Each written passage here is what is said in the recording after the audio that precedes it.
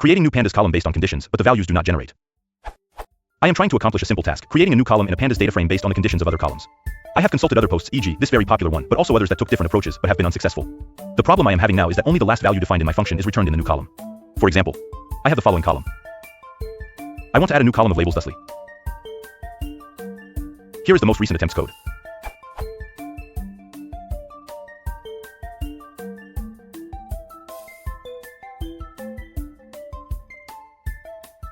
Now, while I do not get any errors, when I apply the function to the data frame, it only returns the last value, i.e. -99. This is also true for other functions I have tried, and when I tried to use df.lock, Python would not copy any of the values to the new column, although no errors were present. I am confused and at a loss. To me, and based on the other examples I have tried, it appears the code should work. Any help is greatly appreciated. You can use number py.select. You can replace something with the value which should appear when the conditions are not met.